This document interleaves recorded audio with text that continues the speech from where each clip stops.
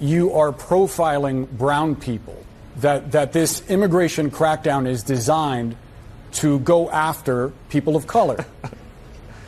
It's such a, oh, what a dumb question. The illegal aliens who are here are taking jobs away from blacks, they're taking jobs away from whites, they're taking jobs away from Latinos, they're taking their health benefits away, they're taking their school slots away, and of course in many cases they're committing heinous crimes. That's White House Deputy Chief of Staff and prescriber of red pills, Stephen Miller, absolutely humiliating a CNN host who thinks torching ICE buildings, ramming police cars, and terrorizing citizens is the same as protesters engaging in rowdy demonstrations. Welcome to Nerk News, I'm Nerkish, and it looks like the radical left's war on border security and federal law enforcement is back in full swing. Because when Democrats lose control, they'd rather let cities burn than let Trump enforce the law. Miller calls out CNN's gaslighting on the Portland violence by exposing how 11,000 federal officers are begging for backup while more woke judges attempt to block Trump's National Guard deployment. Here's Miller pointing out the obvious to a CNN hack too blinded by his own politics to see the truth. Do you have any idea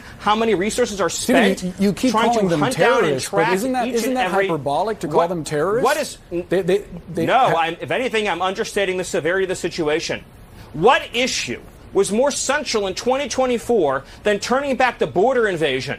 And since the day we came in, ICE officers have been subjected to a nonstop campaign of physical violence and harassment every single day. And outside the Portland field office in particular, every night, they come, they assemble, they fight, they try to impede movement, they physically attack. For what purpose? Because we had an election, Boris, we had one. What's the purpose?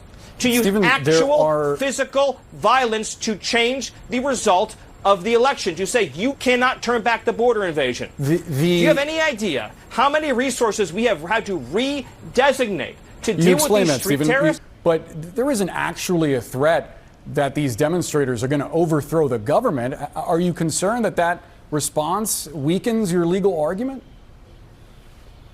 No, they are actually, as we speak, trying to overthrow the core law enforcement function of the federal government. Boris, this is, I think, where we're talking past each other. When ICE officers have to street battle against Antifa, hand-to-hand combat every night to come and go from their building, when they try to exit in a vehicle, when they are swarmed and surrounded and they try to tip the vehicle over, when people bring weapons to an ICE facility to try to engage in direct violent assault against ICE officers, what is the purpose? It is to prevent immigration and customs enforcement from carrying out the mission the American people elected them to do. Their objective is to make it impossible for ICE to carry out ICE enforcement. When in our history have we tolerated unlawful riotous assemblies night after night around FBI buildings or ATF buildings or DEA buildings? This is the textbook definition of domestic terrorism, using the actual and imminent threat of violence to keep federal officials from doing their jobs. And unless we send in troops and resources, then we will continue to bleed federal law enforcement resources in these street battles. You know, Miller's actually being generous here. I mean, when you've got sniper fire, vehicle rammings, and nightly assaults on ICE facilities, that's not protest. That's organized domestic terrorism. These aren't Americans standing up for justice. They're anarchists trying to overturn the will of the people by blocking Trump's border crackdown. I mean, federal officers have been harassed and assaulted outside Portland's ICE office for over 100 nights straight, forcing DHS and the FBI to divert Joint Terrorism Task Force resources just to hold the line. And instead of backing law enforcement, Democrats issue stand-down orders and pretend it's all some sort of crazy summer block party that got a little out of hand. If a Democratic president someday calls the National Guard to a red state over what they see as open rebellion, but is what amounts to a demonstration that gets rowdy.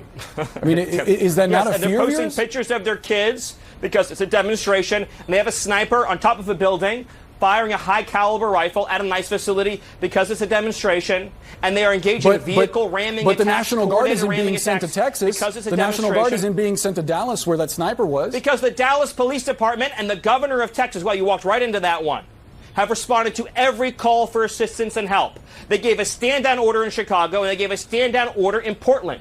Do you realize that there's 11,000 federal law enforcement officers in Oregon? That's larger than the size of the FBI. Local and state police are resourced to deal with this kind of riotous assembly, but they have refused. They've been given a stand-down order. So they've we arrested need some to use 70 National people Guard since and federal June. troops They've been to arresting fill in folks that on the breach. ground. They've been arresting folks on the ground. They refute what you're saying outright. We literally have the 911 audio of this stand-down order in Chicago, and we have documented inside of DHS every single unresponded to 911 call over the recent weeks and months. We're set to hear from J.B. Pritzker in just moments. He says that you're attempting to inflame tensions and create a war zone. He also says that you are profiling, that you're targeting black and brown people, even those who turn out to be here legally. What's your response?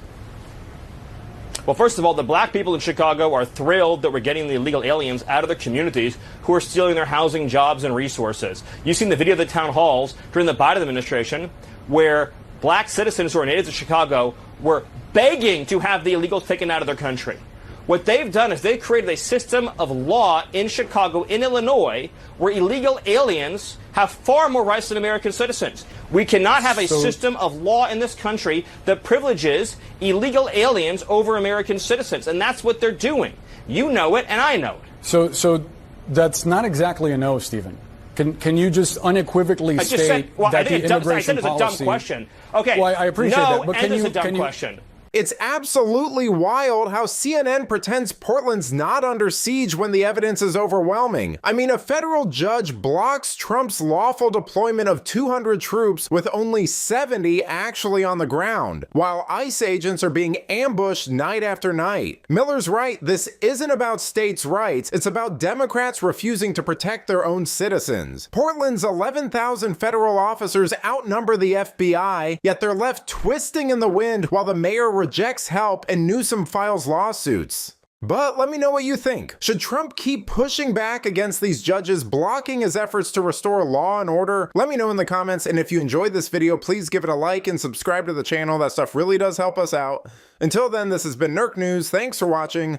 Bye.